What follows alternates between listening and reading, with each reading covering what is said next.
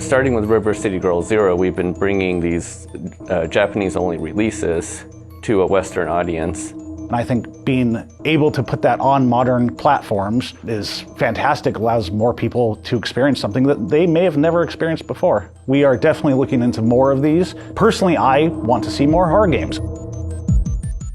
I'm Mariel Cartwright. I am the creative lead of the Port Plus version of Clock Tower. I've always been a big horror fan. I love, Resident Evil and Silent Hill. I just love horror games in general and horror movies. But Clock Tower in particular is a game that I discovered when I was probably about 16, and it holds a really special place in my heart because at the time it was the scariest thing I had ever played. As this character Jennifer, I'm trying to get away from the Scissor Man.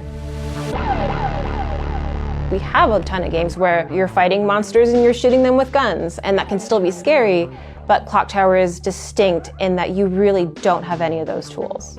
It was one of the first experiences for me that really was like that in terms of horror, and I think that that's fantastic. It is true survival horror. You can only survive, and I think it is a game that has a lot of quieter tension.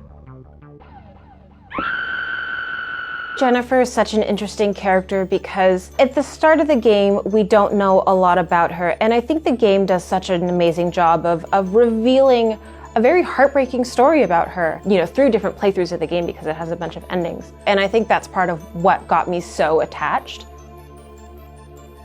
There's kind of like the reverse engineering aspect of that, and then there's the other aspect of like, how do you get this stuff back into the game? Usually we always try to have both the legacy product as it was, and also offer something that's surprising. Like in River City Zero, we had the manga cutscenes. That's a fun little surprise for people. Directing the animated opening is pretty crazy. That's where we can add our own creativity, adding intro sequences and new translations. For Clock Tower specifically, there's a lot of like scripting events in there, so there might be a command to say, change the display speed of text. That's kind of been a tricky thing too with localization. It's like, how do I represent that? Being able to kind of oversee that and bring a new vision of this game to life, to be a part of it in any way at all is just incredible.